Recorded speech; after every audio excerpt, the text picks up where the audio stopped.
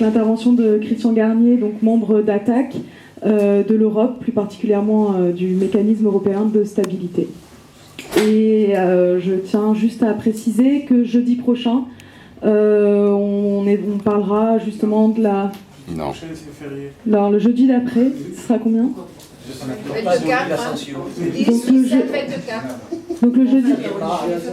Donc jeudi 24, ça sera la prochaine Assemblée citoyenne et on parlera de la lutte contre le Front National avec l'intervention de Fred Falzon. Donc Christian Garnier. Bon, alors ce soir on a décidé de mettre la question de l'Europe un petit peu dans le débat dans notre Assemblée citoyenne. C'est quand même... il faut le noter, c'est pas souvent qu'on a cette possibilité, parce qu'aujourd'hui, ce qui se passe au niveau européen nous interpelle fortement et risque d'avoir des conséquences extraordinairement graves sur la politique, y compris dans ce pays, puisque depuis que Hollande a été élu, vous avez vu que en Grèce déjà les effets des potions néolibérales se sont traduites dans les urnes par une poussée très forte de tous les partis qui sont contre la solution libérale, les politiques d'austérité, avec une très forte poussée du parti de la gauche radicale, dont le nom en grec m'échappe, mais Syriza, voilà, c'est assez proche du front de gauche, qui se retrouve propulsé comme deuxième force du pays. Bon, en même temps, il y a aussi la poussée d'un parti, carrément nazi, le parti Aube Dorée, avec un nom poétique mais extrêmement dangereux, qui montre bien qu'une course de vitesse au niveau de l'Europe est engagée entre les forces qui souhaitent une alternative aux politiques néolibérales et les forces fascistes et réactionnaires qui, au contraire, poussent à des solutions totalement condamnables. Voilà. Donc, alors, pourquoi sur pour le débat, là, je proposais d'avoir ce débat, puisque non seulement Hollande est interpellé par ce qui se passe au niveau de la Grèce, mais il va y avoir des échéances qui vont se poser, comme la ratification du traité du pacte budgétaire. Alors le pacte budgétaire, c'est le nom simple du TSCG. Vous savez qu'en Europe, ils ont toujours des acronymes extrêmement barbares. Alors le TSCG, c'est le traité pour la stabilité et la coordination de la gouvernance de la politique de la zone euro. C'est donc un traité qui porte que sur la zone euro. Donc pour répondre à la crise de l'euro. Donc le 1er mars 2012, 25 chefs d'État sur les 27 qui composent l'Union ont signé un nouveau traité. Donc c'est ce fameux traité sur la stabilité, la coordination, la gouvernance de l'Union économique et monétaire. Bizarrement, les gens, il y a des gens qui ont voté sur ce traité alors qu'ils ne sont même pas dans la zone euro. Ce qui a permis, d'ailleurs, l'Angleterre n'a pas voté, mais l'Angleterre n'est pas dans la zone euro. Ce montre quand même que la façon dont on échafaude l'Europe est assez biscornue. Alors, depuis le 1er mars, ce traité a été signé dans le but avoué de rassurer les marchés et de stabiliser les choses. Comme vous le voyez, c'est un grand succès, puisque les marchés sont de nouveau en effervescence. Alors, ce traité devrait entrer en vigueur, en principe, en 2013, et il devrait être, il a été signé par les chefs d'État, et il doit être ratifié par les parlements, et cela avant 2013.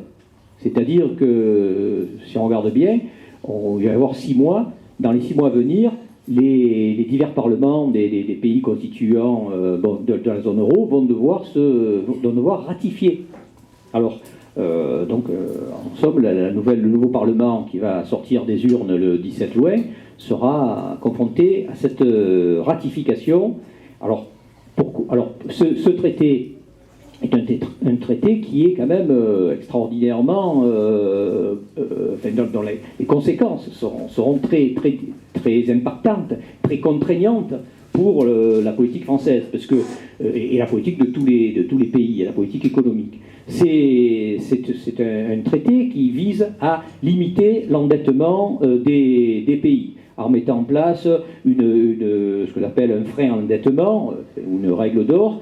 Ça répond à une logique simple. Un État en déficit doit chaque année emprunter sur les marchés, puisqu'il est fait interdiction, d'après le traité de Lisbonne, aux pays de se financer autrement qu'en passant par les marchés financiers. Ils ne peuvent plus se financer auprès de leur banque centrale. Donc, ce qui fait que les pays sont complètement liés au marché financier. Alors, comme c'est le moyen que trouvé par les technocrates de Bruxelles, c'est de dire, bon voilà, comme ça on empêchera, il ne faut plus qu'il y ait de déficit, comme ça les États n'emprunteront plus. Et pour plus qu'il y ait de déficit, ils décident eux qu'au lieu de décider d'augmenter les recettes, eh bien qu'il s'agit de baisser les dépenses.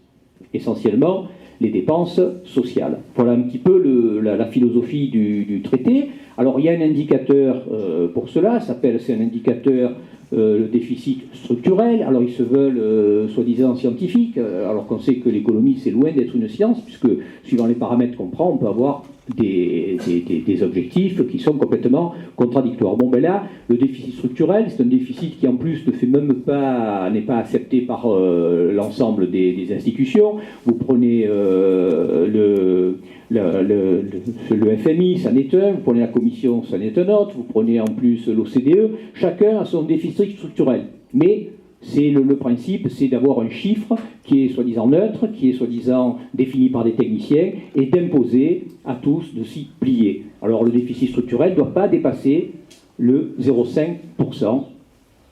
Donc il ne doit pas y avoir un déficit supérieur à 0,5% du PIB. Bon, alors en somme, ce traité, c'est un petit peu l'application de ce qui se fait en Allemagne, puisqu'en Allemagne, ils ont voté, intégré dans la Constitution, que les déficits budgétaires ne devaient pas dépasser 0,35. Alors eux, les Allemands, ils sont encore plus forts, mais ça se fera malgré tout en étapes. Il faut réduire progressivement, ça ne va pas être immédiat, c'est pas précisé, mais c'est à peu près de 0,5 points par an, pour arriver à ne pas dépasser ce fameux déficit de 0,5.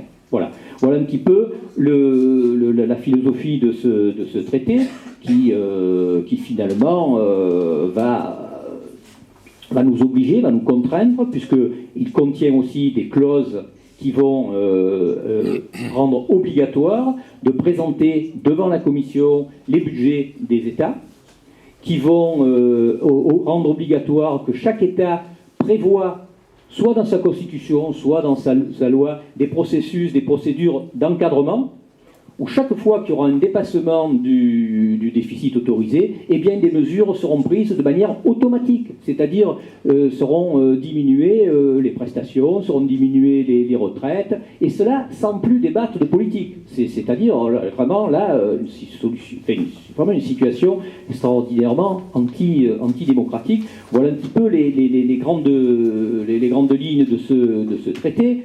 Alors, je vais vous donner un petit peu ce que nous attaque, mais qui donner un petit peu l'analyse de cela.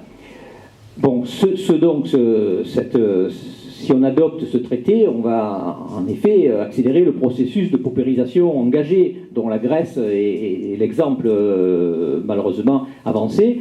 La Troïka, qui est, je le rappelle, la Commission européenne, la Banque centrale européenne et le Fonds monétaire international, ce sont eux qui dirigent aujourd'hui en Grèce, qui décident quels sont les budgets qui sont retenus, quelles sont les mesures qui sont adaptées pour faire que les aides arrivent. C'est donc cette Troïka.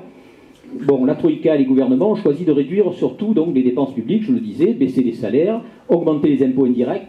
Les impôts indirects, c'est les impôts qui touchent tout le monde. C'est-à-dire, c'est la TVA, c'est la taxe sur les produits pétroliers, donc évidemment, ça touche essentiellement les classes populaires. Et donc, or, cette politique, loin de conduire à une réduction des déficits, avec le pacte budgétaire, ça généralisera ces politiques dépressives et elles seront menées en plus à l'échelle de toute l'Europe. Donc ça va avoir des conséquences graves parce que le chômage va augmenter, la pauvreté, les difficultés de logement, les services publics qui seront évidemment attaqués comme dépenses qu'il faut contraindre. Voilà. Donc et ensuite, ce pacte budgétaire portera aussi un coup à toutes les mesures d'investissement sur plusieurs années. Parce que quand vous avez décidé d'investir sur plusieurs années, vous faites des dépenses qui, à un moment donné, vous créez du déficit, ce qui est normal. Vous pouvez décider un déficit à une année, mais parce que l'investissement vous permet ensuite de récupérer sur plusieurs années. Par exemple, l'écologie. Si on veut vraiment avoir une transition écologique, les mesures qu'il faudra prendre vont être des mesures importantes, de structure, qui vont demander des engagements financiers importants. Eh bien, avec ce pacte budgétaire, ça sera fini, vous ne pourrez plus le faire.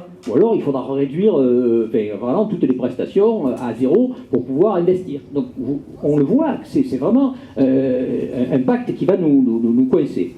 Bon, donc ensuite, ce que je disais tout à l'heure aussi, c'est la démocratie qui est mise à mal par ce nouveau traité. Parce que les technocrates de la Commission, eh bien, c'est eux qui vont décider. Ils vont être maîtres du calcul de ce mystérieux déficit structurel. C'est eux qui décideront quels sont les paramètres qu'on prend en compte. Et les sanctions contre les pays contrevenants seront désormais quasi automatiques. C'est-à-dire, ils ont même inversé les règles. Auparavant, il fallait une majorité, vous savez, la fameuse majorité, l'unanimité pour décider des mesures comme l'harmonisation fiscale ou l'harmonisation sociale. Bien là, non, pas du tout. Là, il faudra une majorité pour s'opposer aux sanctions. Donc ça veut dire que les sanctions seront maintenant automatiques, parce qu'auparavant, il y avait bien ce pacte de stabilité à 3%, mais il n'y avait pas, pratiquement, pour avoir des sanctions, il fallait que tout le monde les vote. Là, ce sera le contraire. Il faudra qu'une majorité s'oppose pour qu'il n'y ait pas de sanctions. Donc on le voit, c'est quand même très, très contraignant. La Commission, ou tout État qui le souhaitera, pourra traîner un autre État devant la Cour européenne de justice. C'est elle qui décidera si les pays ont fait vraiment ce qu'il était nécessaire de faire. Voilà. Ça, c'est aussi, là aussi, c'est une espèce de... On prend des espèces de techniciens, soit des techniciens économiques de la banque, soit des techniciens de la justice, entre guillemets, la Cour de justice européenne, qui prend toujours des décisions qui favorisent les multinationales et la libre circulation, et jamais, évidemment, les salariés ou la population en général. Voilà. Donc cette troïka, Commission, FMI, Banque centrale, pourra imposer ces conditionnalités à tout pays en difficulté. Comme le FMI, d'ailleurs le fameux MES, c'est-à-dire le mécanisme européen de stabilité qui a été voté il y a à peu près 2 mois. Le MES, il ne faut pas se tromper, c'est exactement comme le FMI. C'est-à-dire, c'est une structure qui permettra d'aider les pays en difficulté. C'est une structure qui a été mise en place pour remplacer le fameux fonds de solidarité financière qui n'avait pas juridiquement n'était pas trop assuré. On l'a remplacé parce que les Allemands avaient constaté, leur cour de justice avait pointé. Donc on a mis en place ce MES. Et bien le MES, ça sera comme le FMI. Et pour pouvoir bénéficier des aides du MES, c'est-à-dire d'une structure qui aura regroupé, un peu comme l'FMI, plusieurs centaines de milliards d'euros pour venir à l'aide des pays en difficulté, eh bien il faudra évidemment avoir accepté les conditionnalités, c'est-à-dire réduire les dépenses publiques, réduire sur la retraite, etc. Toute la politique traditionnelle d'austérité. Voilà. Donc on voit bien, on le voit, c'est ce qui se fait aujourd'hui en Grèce, c'est ce qui se fait aujourd'hui en Espagne, au Portugal. On réduit les salaires, on institutionnalise la précarité, on attaque, c'est les fameux soi-disant rigidités du travail, on met en place la flexibilité. Voilà. Donc cette orientation va déboucher sur l'effondrement de l'Union européenne, ou le chacun pour soi, si rien n'est fait. Voilà. Donc en fait, nous pensons qu'il faut une sortie par le haut. Sinon, ça sera, parce que si on continue comme ça sera la paupérisation et ce sera la poussée de l'extrême droite. Il ne faut pas se leurrer. Donc, la seule solution, c'est une sortie par le haut. Voilà. Donc c'est quoi une sortie par le haut? C'est une Europe qui se doterait d'un vrai budget, grâce à une fiscalité redistributive, parce qu'aujourd'hui, le budget de l'Europe, il faut savoir que c'est moins de 1% de l'ensemble du PIB européen. C'est 0,8%. Donc vous voyez un peu, pour comparaison, aux États-Unis, le budget fédéral est de 20%.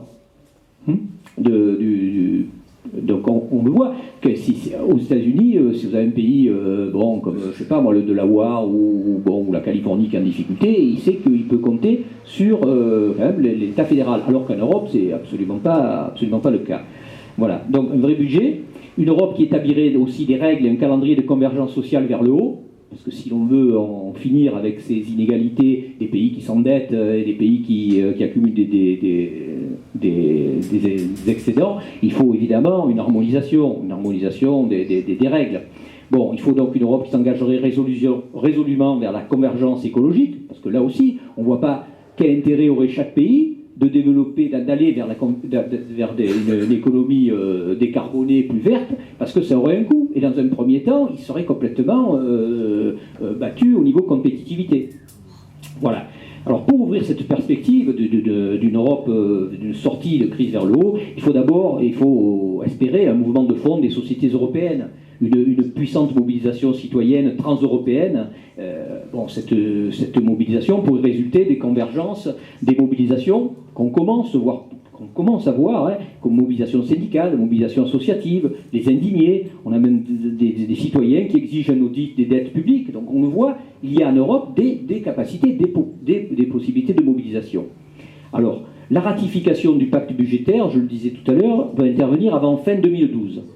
Et elle intervient alors que les effets des politiques libérales apparaissent aujourd'hui pour ce qu'elles sont, c'est-à-dire catastrophiques.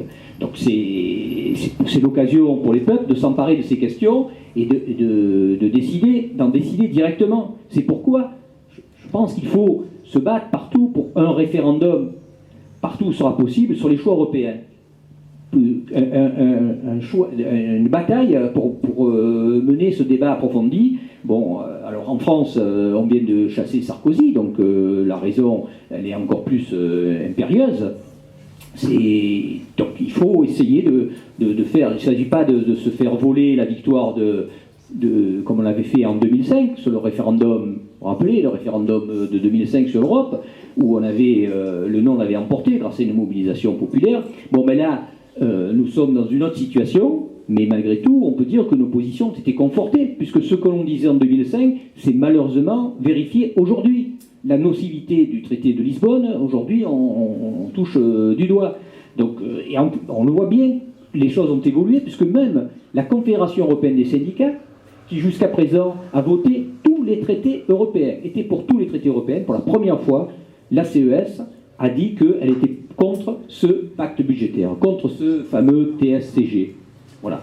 Donc je crois que dans les jours qui viennent, dans les mois qui viennent, il s'agira de dire deux choses, que nous n'acceptons pas ce pacte budgétaire qui enfonce l'Europe dans l'échec, dans la récession, et nous voulons initier, avec les peuples européens qui le souhaitent, une construction alternative. Nous ne voulons pas du repli national, mais nous n'acceptons pas non plus les abandons de souveraineté démocratique au bénéfice de la finance, sous prétexte qu'il servirait de projet européen. C'est un petit peu le fait de mettre en place, dans certains pays, des équipes de technocrates. Voilà. Et au cas où la majorité issue des élections de mai et de juin n'engagerait pas l'organisation de ce vaste débat démocratique dont la France et l'Europe ont tant besoin, je pense qu'il faudrait que nous prenions l'initiative de proposer à la société civile d'organiser en France un référendum d'initiative citoyenne autour de ces questions pour que les millions de citoyens engagent avec nous ce débat et commencent à se réapproprier ensemble l'avenir de l'Europe. Voilà un petit peu les pistes que je pense moi qu'il faut tracer à la campagne à venir. On va intégrer dans la campagne cette question européenne parce que, je pense l'avoir démontré, elle aura des incidences très fortes sur les enjeux, sur les marges de manœuvre. Ça sera, si malheureusement une Chambre des députés ratifie le pacte, eh bien, ça sera un coup très dur porté à nos capacités de mobilisation, parce que ça sera bon, ce ne sera pas tout à fait la Constitution, mais ça sera pratiquement comme si c'était constitutionnel, l'austérité. Et on ne sait même pas quand on en sortirait. Donc, et ça serait, je crois, une mauvaise façon d'engager le nouveau quinquennat. Et ça serait surtout, je le crains, un boulevard pour le Front National. Donc il est important de mener cette bataille et de ne pas la laisser au Front National, parce que le Front National, lui, va mener bataille sur l'Europe en mobilisant sur un retour sur les frontières intérieures, et on sait ce que ça signifie. Après, il faut trouver des boucs émissaires, c'est les immigrés, etc. Et comme il y aura des échecs économiques derrière, ça sera le durcissement, et ce sera les évolutions vers des orientations. Là, c'est plus la droite extrême, c'est vraiment le fascisme. Hein. Voilà un petit peu ce que je pouvais dire sur la question de l'Europe. Bon, le débat est ouvert si certains d'entre vous veulent intervenir.